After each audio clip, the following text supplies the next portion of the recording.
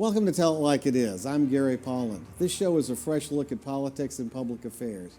Here we give you the real deal, not bias or spin, or the major media's politically correct opinions masquerading as facts. When we provide you opinions, you will know it. The show rejects politically correct uniformity. This disease is a terminal threat for our democracy and for our freedom. This last week, I came across some interesting comments about this election. So I'm going to read you what one of our friends had to say. This is Alexandra Lanes, who's an ambassador for Turning Point. If you're a liberal and can't stand Trump and can't possibly fathom why anyone would want to vote for him, let me fill you in. We can't stand you. You've done everything in your power to try and destroy this country by tearing down our police, our borders, our history, systematically destroying our schools and brainwashing our kids into thinking that socialism is the answer to everything, demonizing religion and faith and glorifying abortion, violence, and the thug culture, from calling us racist to expecting everyone of every color to follow our laws, to ridiculing us for having the audacity to wish someone a Merry Christmas or have a flag on the 4th of July or stand for our national anthem, oh horror, wear a MAGA hat out in public. So much for your tolerance. We are voting for Trump not because he's the most charming character on the block, but because we vote policy over personality, and we are sick and tired of divisive and destructive and ignorant behavior and beliefs parading around as some kind of wokeness. We are voting for Trump because of you. That was Alexandra Lanes. I think it tells it all about the election we face this year, and even though why we feel that Trump may not be your best friend, he's the best choice for president. Now on to our show today. Our guest is Michael Anton. Michael is a senior fellow at Claremont Institute. He's a former national security official and a prolific author. He has a new book out. It's called The Stakes, America at the Point of No Return. And I read the book. It is outstanding. And my comment about the book is, I was impressed with the book and I was depressed by the book. Welcome to Tell It Like It Is, Michael. Thank you. So tell me first, why did you decide to write this book? Well, I guess basically I was asked to write it. The publisher came to me and said you should do something for this election year. But there are all themes that I'd been thinking about for a long time. And in a way, the publisher kind of forced me to do maybe what I wouldn't have done if somebody hadn't come along and prompted me to do it. Well, you did an outstanding job. You told me in pre-show it took you about 6 months to do it. It's an amazing treatise. The thing I found fascinating was you open up with a significant portion of the book talking about the decline of California, from the middle-class paradise to the train wreck that the left, or some would call the left-wing utopia, I call a train wreck. So how does California figure in? I mean, to be clear, it's only one chapter out of 8. I have received some criticism of the book where people said this is supposed to be about America and it's a book about California. So just to dispel any misconceptions, it's not a book about California. It's one chapter out of 8 about California, with the specific point as to saying what is wrong with California now, today, could soon be true of the whole country. And I think that's what the left wants. They want to make America into a one-party state similar to California or New York. Well, you certainly, your dissection of California and the disaster it faces is pretty effective. And actually very scary for the country. And you're right. I think one of the reasons that we have a person from California on the Democratic ticket is they want to bring California values to the rest of the country. But that's not a good thing, is it?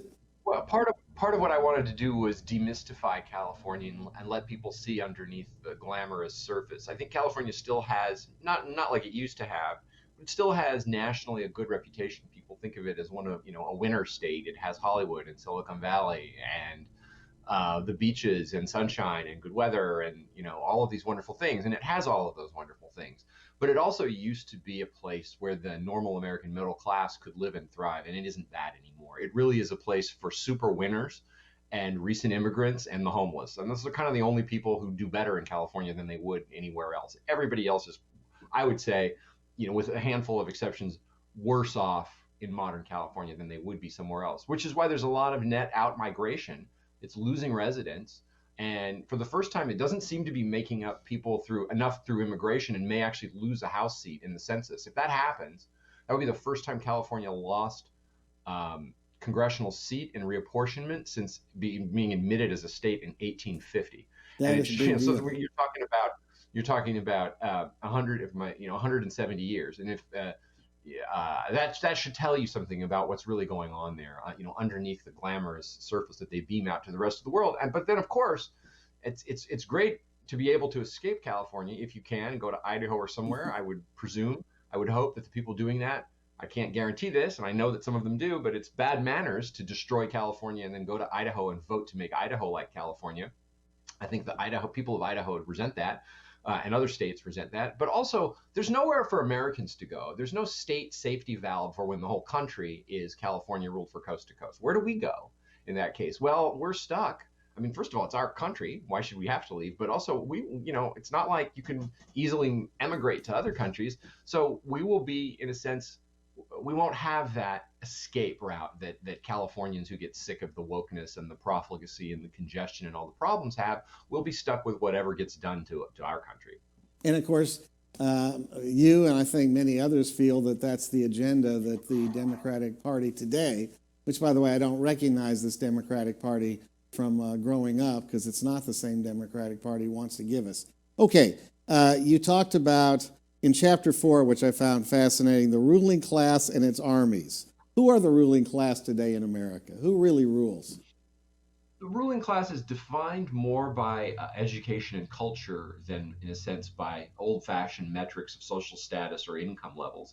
The ruling class ranges from extreme billionaires. There are, in fact, very few billionaires. There are a handful, but there aren't that many, red billionaires, Republican billionaires. There are a couple in finance and industry. Most concentrated money and capital today is firmly allied with the left and with the Democratic Party. In fact, I think I'll get this wrong, but something like 45 or 46 of the 50 wealthiest congressional districts in the country are majority Democratic. Whatever the precise number is, it's well over. It's almost it's in the 90 percentile. And then it ranges from billionaires like Jeff Bezos and Mark Zuckerberg all the way down to kind of clickbait, culture website writers and posters making $80,000 to $110,000 a year, fresh out of Oberlin and living 5 to a room in Williamsburg, Brooklyn. Those people may think of themselves as struggling, but they are ruling class because in many cases, if not all cases, they share the same educations, taste, habits, thoughts, opinions, and they're part of a system that rules primarily by message control and propaganda. So it's not like 1785 in France, where the ruling class is the landed aristocracy plus the clergy and the courtiers. It's a very different arrangement, but they are essentially one kind of set of people defined by how they think and how they use their power and influence. And what do they want?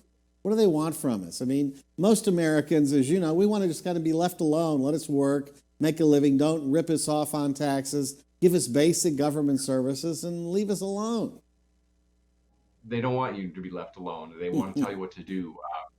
I quote Machiavelli a few times in the book, not for the usual reasons of scandalous quotes, but maybe some of the lesser known ones. In chapter 9 of The Prince, he talks about two diverse humors in the human spirit. One is the great, who desire to command and oppress the people, and the other are the people, who he defines as desiring to be neither commanded nor oppressed. What they are is a kind of coalition of people with a superiority complex who think they have a right to rule, who think that democracy is an outcome and not a process, and when the democratic process gives you the wrong outcome, it should be overridden by expert consensus, and they're the experts. Because they know better. Alone is definitely not an argument that will work any more than leave me alone will work when a grizzly bear or a great white shark gets its sights on you and really wants to come at you. You're not going to reason your way out of that encounter. Yeah, it's kind of like what we've been experiencing on the streets of America, and we do have some video, Michael, of what went on in Times Square, New York yesterday in a clash between pro-Trump supporters and peaceful Antifa demonstrators. Watch the peaceful, oh, wait, they threw a Trump supporter on the ground. And I think you'll see in a few minutes they have another one they're beating the tar out of against a fence. And this is all because people are out there, in this case Jews for Trump, having a rally in New York. Why can't they? Well, I mean, in a sense, I admire these people's courage. It should be well known to everybody by now that the heart of a big blue city is not hospitable. It's not even hospitable to ordinary law and order, much less a demonstration in favor of Donald Trump or any kind of conservative or Republican cause. The blue zones in 2020 have revealed themselves as places where chaos reigns. Violence can be committed with impunity as long as you're on the right side of the political divide. You won't be arrested. If you do get arrested, you'll be released without bail or have your bail paid by a celebrity, which is then returned to you in the form of cash. Essentially, you're being paid to riot, and the mayors and everyone will take the side of the criminals. So, like as I say, I admire these people's courage. I do think it's sort of foolhardy to venture into that environment and not think Well, that something like that is going to happen to you. And you also have to be aware that the authorities will not be on the authorities will either do nothing or they will take the side of leftist violence. and that's one of the reasons why gun sales have exploded in the country over the last 6 months, because of the fear of the American people that when they need police protection, you won't be able to find it because they'll be restrained by the blue mayors who don't want them enforcing the law. I would just caution people. I bow to no one in my respect for Second Amendment rights, but depending on where you live, even defending yourself against deadly violence with a gun is likely to get you arrested and not the perpetrator. And that's like the couple from St. Louis who were defending their property from trespassers. Or a who much had worse threatened case is the young man in Kenosha, Wisconsin, Kyle Rittenhouse, who's still, as I understand it, in jail on charges of first-degree murder when there's plenty of video showing he was being attacked and feared for his life. them. Absolutely. I mean, Unbelievable. self-defense in certain parts of America is being criminalized, while lethal violence, if it's coming from the left, is being actively encouraged by the state. That's a pretty ridiculous. That ridiculous is the wrong word. That's the situation that is the exact reverse of what the American founders intended government to do. And the only word that I can use for it is evil. It's just evil when the state refuses to use its power to protect citizens, which is what its power is for, and then uses its power to oppress citizens who defend themselves. That's a situation that cannot stand long, that will lead to a crack in this society and potentially to a revolution. Yeah, and I think that, and of course, it reminds us of what happened in Nazi Germany, where the forces of the government were unleashed on the people. Okay, you talked about immigration. You know, and there's been debate in this country, and nothing ever changes. Before Trump came in, we had virtually open borders. Biden wants to legalize 10 or 11 million illegals in the country, but there's a political agenda. That figure's a joke, 20 which I million. debunk in the book. Yeah, it's at least double that. And the agenda politically with legalizing illegals and opening the borders is what? Well, the agenda for mass immigration is, I guess you could say, threefold. One is to stack the electorate to make sure that it votes Democratic, because the highest correlation, if you know, political science look for correlations in voting patterns, the highest correlation with how a district votes is the percentage of foreign born. The higher that percentage, the more likely that district is to vote Democratic. The second is to drive down wages and keep the supply of labor high, which keeps wages low and keeps corporate profits high and fat and happy. And then I think the third reason comes from the kind of the university intellectual left, which never liked America as it was, its culture, its traditions, and its institutions, and thinks that by basically changing the demographics of the country, by essentially importing a new population, they can overwhelm the old culture and transform that culture by sheer force of demographics. So those are the three elements that drive mass immigration policy and deliberate neglect of border enforcement, which is itself also a policy. Certainly not in the best interest of the working class in America, is it? No, it hurts them the most in the sense that on every front, it takes away their votes. And this is one of the reasons I think, it doesn't take away their vote, but it makes their vote ineffectual in a lot of places. This is one of the reasons that you got such support for Trump is, and from non-traditional places where Republicans hadn't been doing well for a long time, is people thought, well, you know, why vote, or, you know, both parties are the same on these issues that I care about. Neither of them cares about me. So on the voting question, mass immigration hurts the working class Americans. Certainly on the wage question, it pounds down wages and you know, depresses economic activity. And then on the cultural question, I mean, there are towns in America that in the course of a decade or two went from recognizable to the people in them to completely culturally different places where a new language is spoken and people don't recognize the country that they grew up in or the town that they grew up in. The demographic and therefore cultural change was so swift. If the present trends continue, what's going to happen? Well, if present trends continue, that is to say, if Trump loses and/or I hope he wins and I hope he has a successful second term, but his first term was rocky in part because of the amount of opposition he faced. So certainly, if he loses, possibly if he wins and the quote unquote resistance to him is extremely strong, you could see all the trends that we've seen so far intensify, which is to say, a concentration of power in the administrative state, unelected federal bureaucrats, plus tech companies and banks, that kind of thing. And where an oligarchy, a blue coastal tech finance government oligarchy cements itself over the people, and then that thing will rule for as long as however it can rule. And I take no position on how what the shelf life of such a regime would be. It's gotten along so far fairly robustly, so you could predict a long life for it, 50 years, 100 years, or you could say that there are so many contradictions embedded in it that it can't survive. I do think the latter is true. I do think it's anti-nature and beset by internal contradictions, and so can't survive. I just won't take a bet on how long it can survive. Yeah, I mean, nothing goes on forever, exactly. But and this won't, but it could go on for a while. All right, then, given the crossroads, what if we go in the other direction? Trump wins, and people who support his agenda hold the Senate or win the Senate. They make gains in the House. Is there hope that we can turn the ship of state around? There's hope. I don't want to give a lot of false hope. I think he would have to win. He would have to have a successful second term. A huge cohort of forgotten Americans of all races would have to see their wages rise and feel better. I mean, one very encouraging sign is, and this wasn't a pro-Trump poll, this was Gallup, the gold standard of polling, a week or two ago, asking the famous question, are you better off than you were 4 years ago? Got a yes result of 56%. That should be a guaranteed reelection for any incumbent president, no matter who he or she is. 56% say I am doing better off right now. If you can get that number to 60% or something in a successful second term, everybody feels, not everybody, but the people who are mostly forgotten feel like, yeah, this is working for me. My wages are going up. My healthcare is better and the costs went down. And I don't have to fear that I'm one illness away from bankruptcy and things like that. I think you could see a true realignment in this country that leads to a righting of the ship, as you say. But it's not going to fix itself in 4 years. I think it's going to take much longer than that. But the predicate will be a successful 4 years. So a successful 4 years for President Trump. Do we have people that are out there that would continue this agenda starting in 2024? There's no clear successor to Trump. The person I think who has the closest set of policy prescriptions to Trump is Ron DeSantis of Florida. And there are some senators who are clearly very interested in running for president and being Trump's successor, although they differ with him in a lot of ways. I think above all of Josh Hawley and Tom Cotton, and perhaps Ted Cruz wants to try again.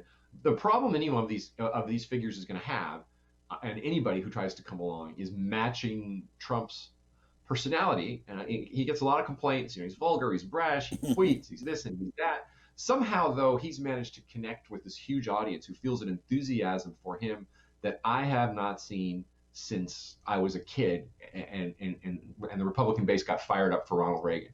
And it's possible, I just sort of anecdotally, my gut feeling is that the intensity of loyalty of Trump's base for Trump is even more intense than the loyalty of the Republican base to Ronald Reagan. Probably because Ronald Reagan was such a stalwart Republican, and Trump isn't. And these people are loyal to him because they feel like he's the only person who came along and spoke to them, because he's not that conventional. So I don't see anybody out there who's unconventional and has that outsized personality who will connect with that audience in the same way. Now, anybody can emerge. Nobody, in June of 2016 or 15, the conventional wisdom would be, yeah, maybe Donald Trump will run because he likes the publicity and he likes to run for president. It'll be his third time. And then, but he's going nowhere. Right. The Trump phenomenon was a surprise to all concerned, I would everybody, say, including myself. And so there could be somebody out there who we just don't know of yet, or we know who he is now, we could name him, but who will surprise us with his ability to connect with that. Well, the thing, what's interesting, Michael, as we get to the, in the last 2 weeks week before the election, it's interesting that Trump and these rallies they remind me of like rock concerts. I mean, the enthusiasm, the crowds standing in line for hours to get in, drawing 20 and 25,000 people, And while Biden's out there drawing flies, it's incredible. For me, I don't understand how the guy can lose. Right, but look, keep in mind, Trump was getting those huge rallies the last time, and Hillary was drawing no crowds. And yes, she lost, but she won the popular vote by, well, I can't remember. Wasn't it 4.6 Yeah, million, in California like and New York primarily. Right. Yeah. Okay. So I also am reminded of an anecdote that I read. I read this in a book, so take it for what it's worth. But in 1984, apparently, Reagan ran a kind of rose garden, this so-called rose garden strategy, just stay in the White House and don't go out. Whereas Mondale was hustling around the country and getting humongous crowds. And apparently, according to this anecdote, he turned to one of his aides and said, "These are not losers' crowds," before going on to a 49-state landslide Yeah, loss. so at the end of the day, you don't know, though. At the end of the day, you don't know. At the end of the day, I think this will look exactly like 2016 looked. That is to say, I don't think the president has much of a chance in the popular vote, which I expect him to lose by some number of millions. But he has a heck of a chance of winning 5, 6, 7, or 8 states within a percentage point or two. And that's what it will all come down to. Very good. Well, Michael, Anton, and I'm going to show your book, The Stakes, America. You recognize this, don't you? America at the Point of No Return. This book is worth reading, folks. You can get it at Barnes & Noble, Amazon, your local bookstore, which you probably should support more than any, so we actually still have local businesses. Thank you so much for being on Tell It Like It Is, Michael. We will have you back. I love your writing. Thank you. And we'll be back after these messages.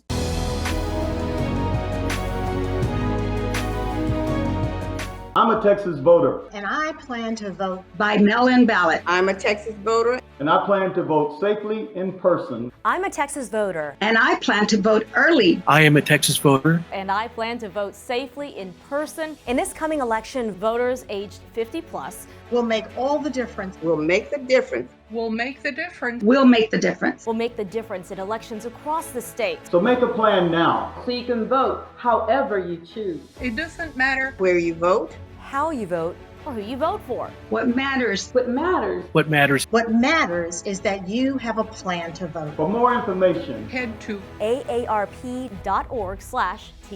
Vote. Vote. Vote. Đi bầu cử. और vote करना मत भूलिएगा. Vote. Vote. Vote. 唔該，去投票。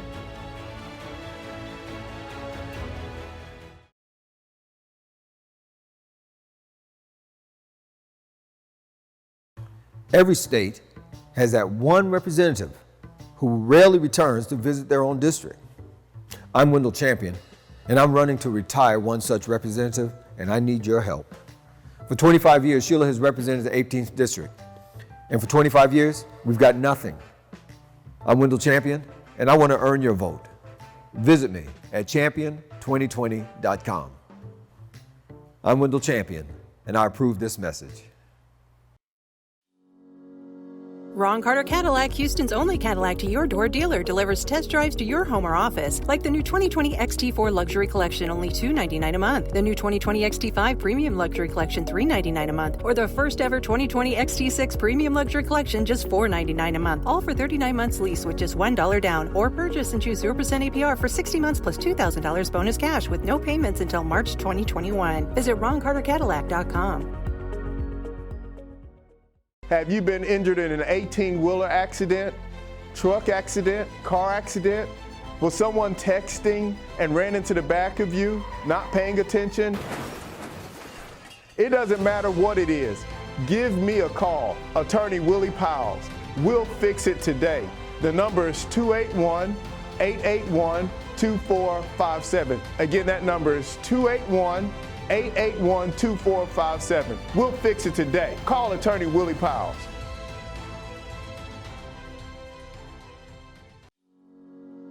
Ron Carter Cadillac, Houston's only Cadillac to your door dealer, delivers test drives to your home or office, like the new 2020 XT4 Luxury Collection, only $299 a month, the new 2020 XT5 Premium Luxury Collection, $399 a month, or the first ever 2020 XT6 Premium Luxury Collection, just $499 a month, all for 39 months lease with just $1 down, or purchase and choose 0% APR for 60 months plus $2,000 bonus cash with no payments until March 2021. Visit RonCarterCadillac.com. In this coming election, voters 50 plus will make the difference in elections across the state. The time is now to make a plan so you can vote how you choose in this coming election. Eligible voters can vote by mail-in ballot, and all registered voters can vote safely in person, early, or on voting day. Don't wait. Make a plan to vote today. For more voting information, head to aarp.org. I'm Tina Knowles Lawson, and I'm a proud voter.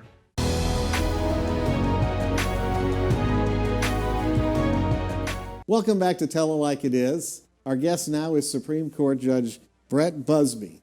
He is actually an old friend who I've known for years.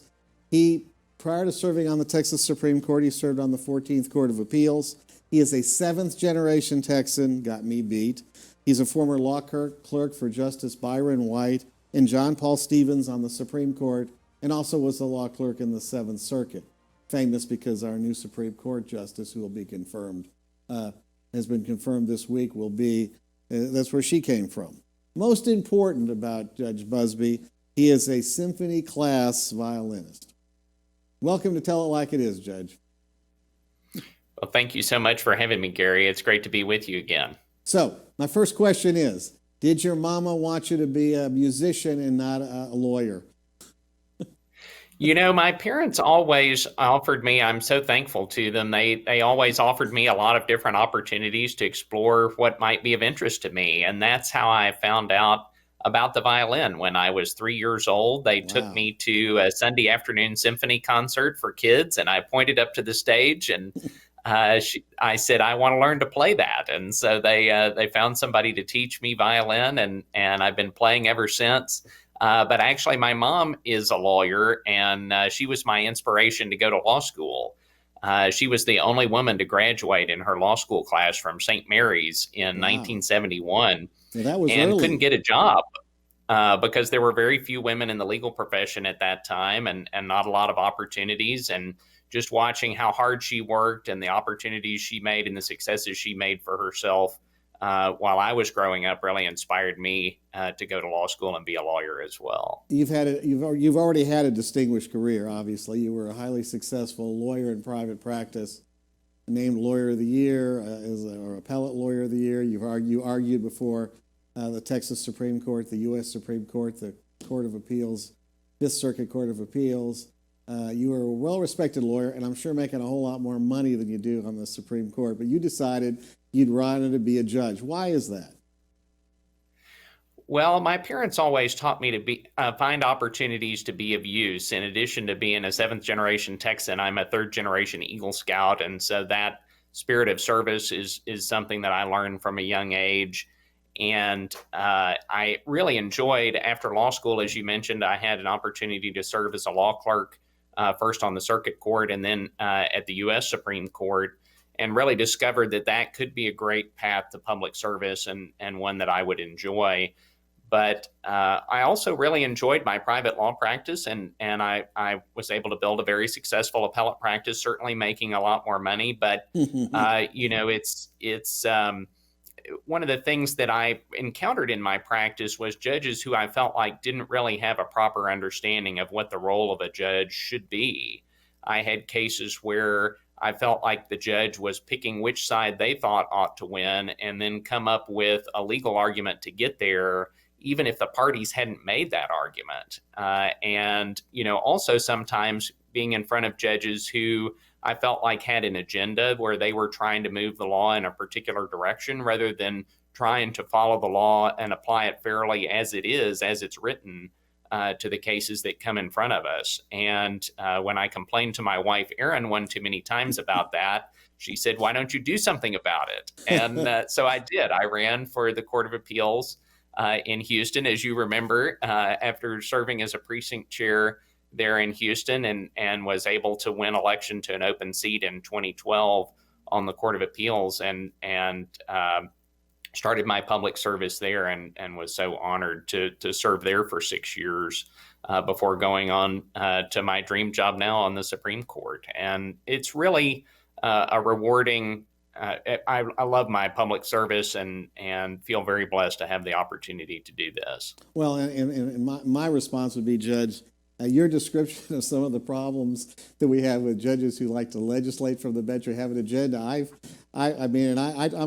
do trial work. I'm board certified civil trial lawyer. I've tried lots of cases, and for the most part, most of the judges have been fair. They followed the law, and that's Democrats and Republicans. But I've had a couple of Democrats that had agendas and basically stuck it to my side of the case because they didn't like me or my politics, or they didn't like my client, and tried to figure out a way to get there, as opposed to, like you said, just follow what the law is. You know, I mean, as a lawyer, that's all I ask. Give me a fair chance.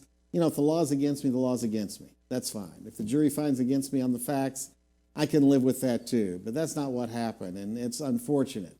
And that's part of the problems we have with judicial selection. I mean, at the level you're at, for the most part, most of our judges in the Supreme Court came from a governor's appointment.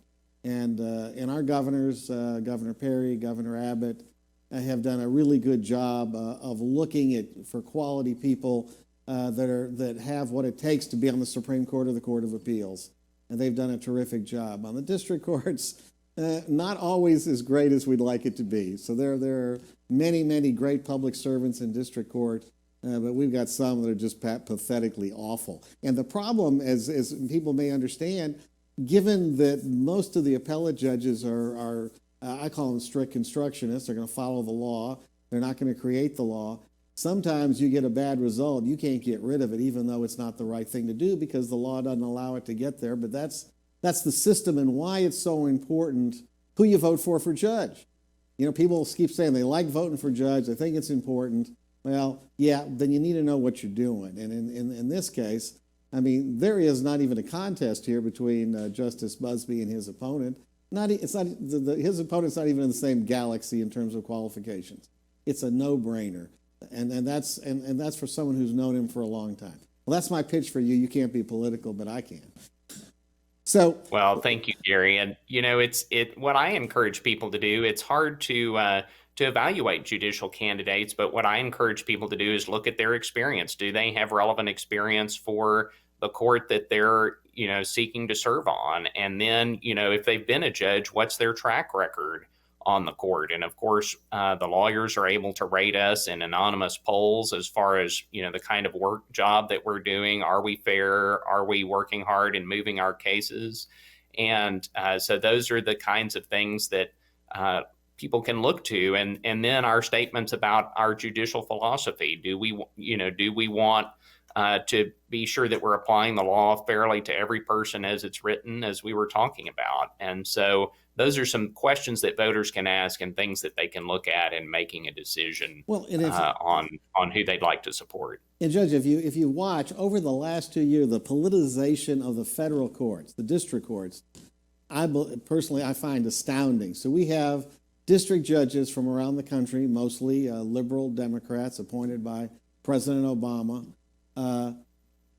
unilaterally issuing nationwide injunctions, not an injunction for the area they serve, and would that be, let's say, the Washington district, whatever that is, or whatever is for California. There's multiple districts, but instead they apply it to everybody in the country, and they micromanage what the executive in Washington does. I mean, it's astounding. And then you have to go through the process, and it goes to the Court of Appeals. And if they rule right, great. If they don't, then it has to go to the Supreme Court. And it seems like we spend so much time with these out-of-control judges who want to be legislators. You know, and if they want to be a legislator, they can resign the bench and run for the legislature, run for Congress. It's fine. But that's not why they're judges. Where did this all come from?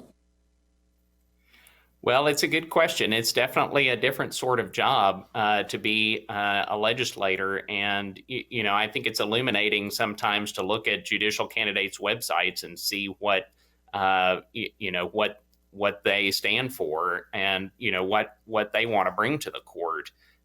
In my particular race, you know, I explain on the website that I'm there to apply the law as written, not to, you know, impose any personal or partisan preference.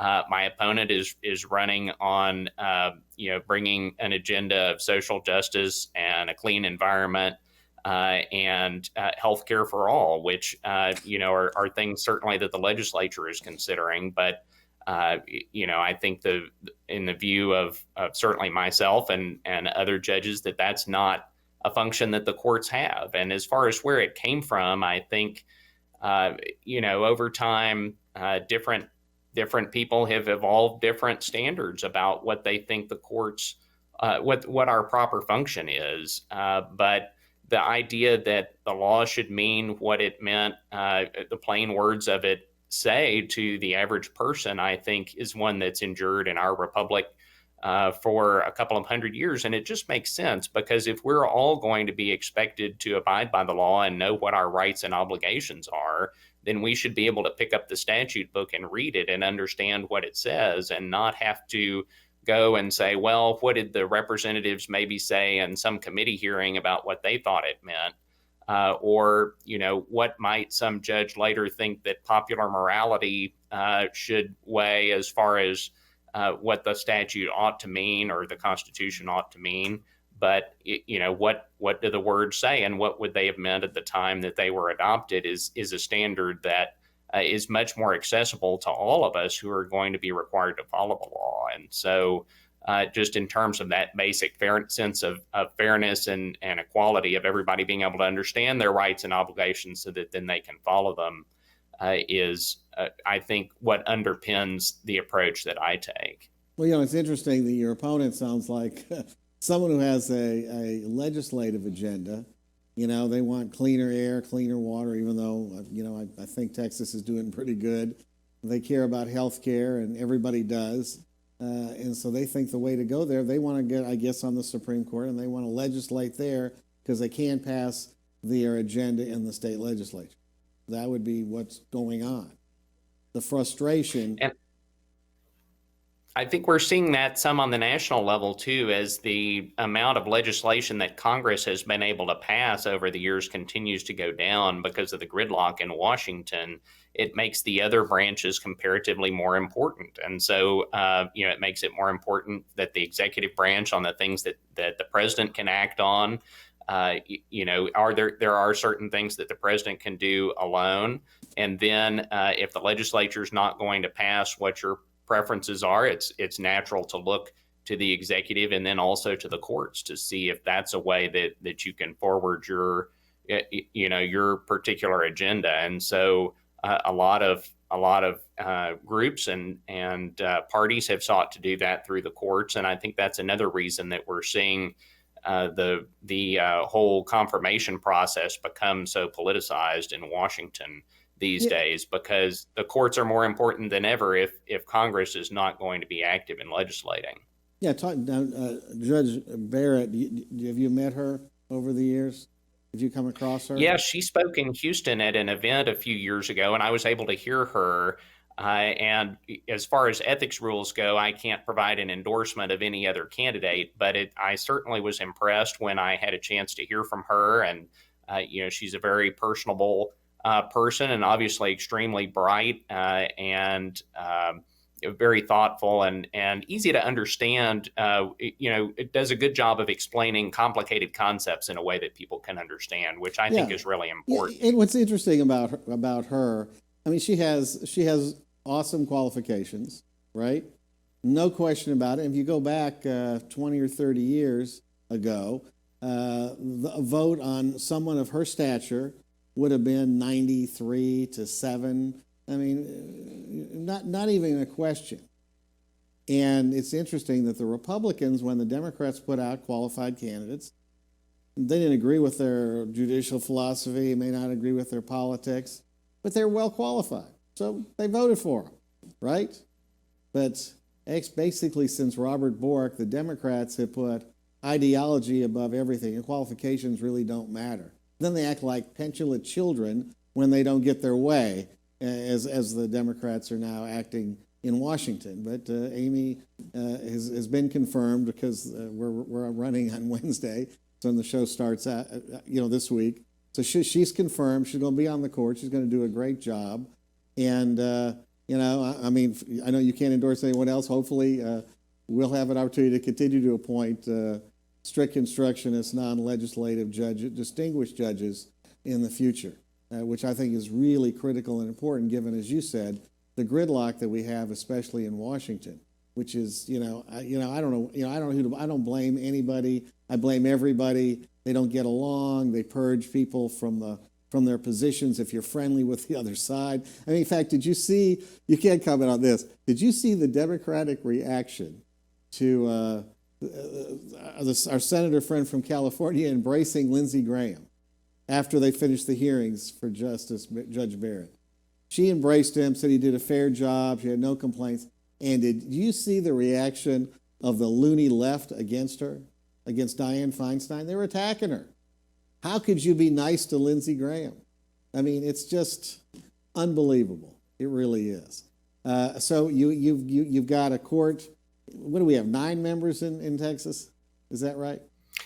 Yes, that's right. There are 9 of us on the Supreme Court, and actually in Texas we're unique because we have 2 Supreme Courts effectively. We have the Court of Criminal Appeals, that's our Supreme Court for criminal cases, and then the Supreme Court where I serve is the High Court for civil cases. And there are 9 justices on our court, 9 judges on the Court of Criminal Appeals, and we hear appeals from all over the state.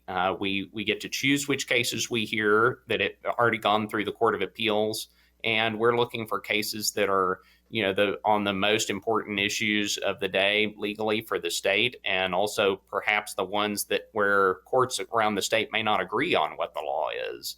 We're there to settle the rule for the whole state, and then to try to write an opinion that is clear and easy for everybody to understand what the law is, so that it'll be settled and predictable across the whole state. So we spend a lot of our time each year hearing about 100 cases from around the whole state and deciding those.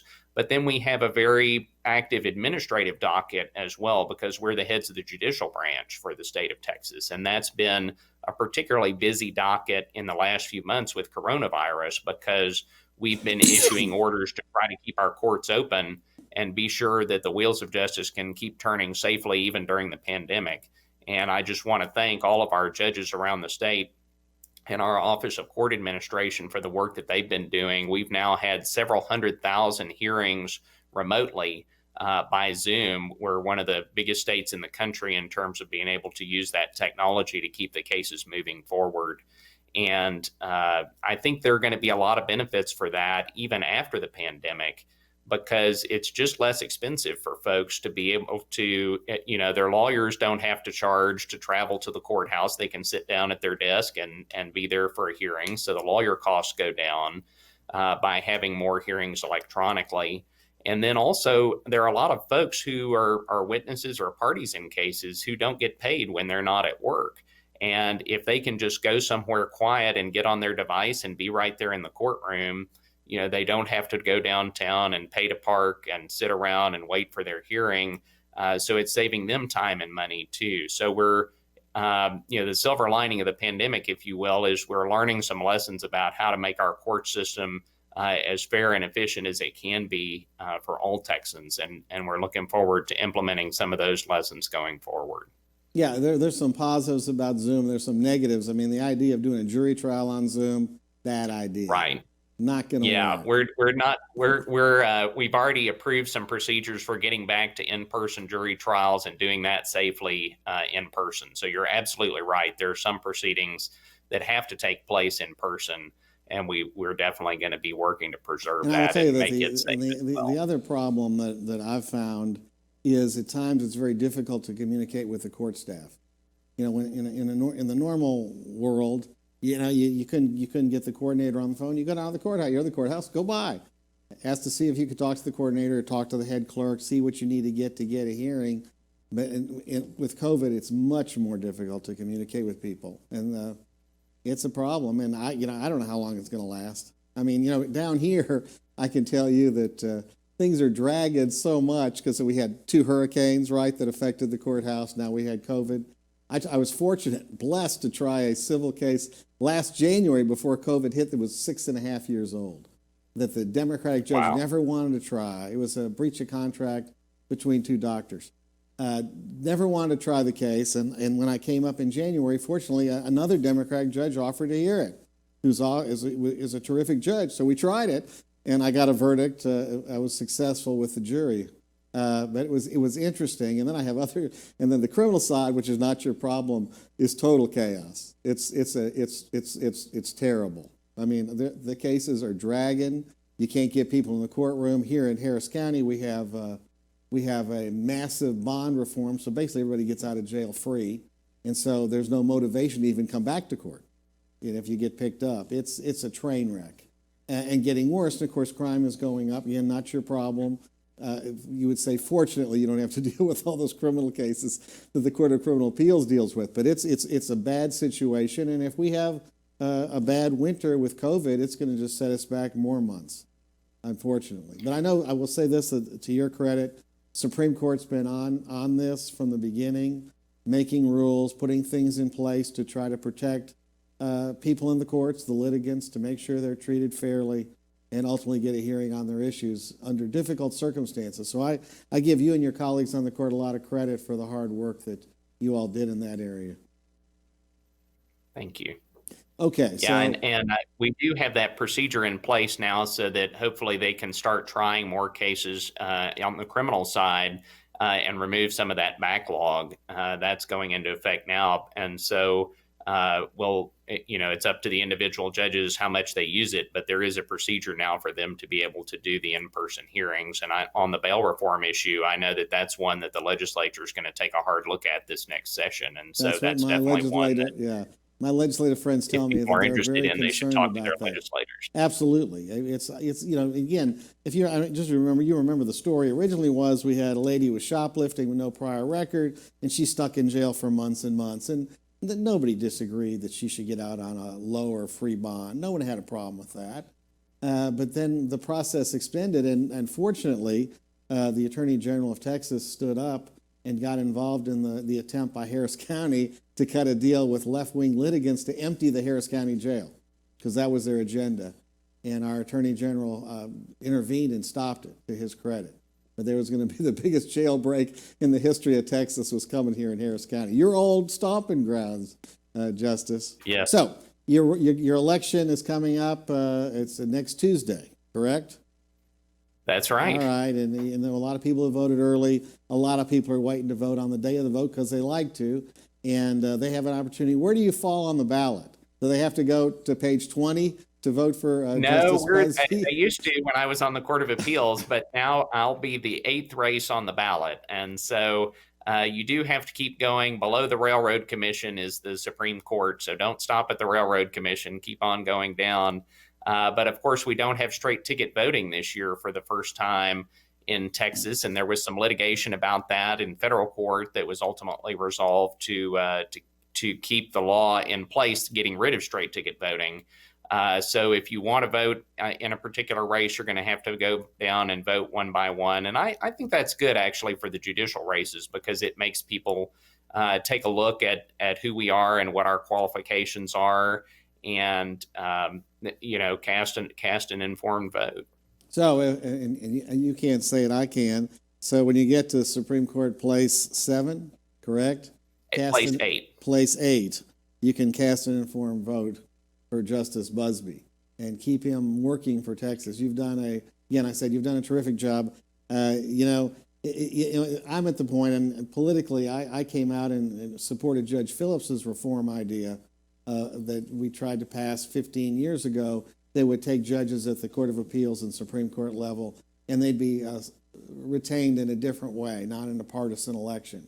Because, you want quality people, and we'll keep them on the bench. I mean, losing you would be not only devastating to you and your family, it would be a tragedy for Texas. So if you consider that support and an endorsement, it is. Justice Bunsby is one of the best we have. You need to vote for him. Thank you so much. I appreciate that. Thank you so much for being on Tell It Like It Is, Justice, and good luck next Tuesday. Thank you. Take care. Thanks for watching. We'll be back next week at the same time and same place. You can email the show at Gary Polland at AmericanStarTelevisionTV.com. You can get my biweekly newsletter free, the Texas Conservative Review, by signing up at TexasConservativeReview.com. Finally, we're in a critical season. We're in a critical election. It's critical that those who care about the future of America show up and vote. We do not want those dark forces taking over this country in a way that will be bad for all of us. The bipartisan, the support that the president has developed throughout all parts of society, including 50 Cent last week, the famous rap star, is significant because people recognize that President Trump is trying to help all Americans. He's not perfect. I've made that clear in the past, but he's the best choice this year. As Ronald Reagan told us years ago, you and I have a rendezvous with destiny. We will preserve for our children this, the last best hope of man on earth, or we will sentence them to take the final step into 1,000 years of a new dark age. I'll see you next week.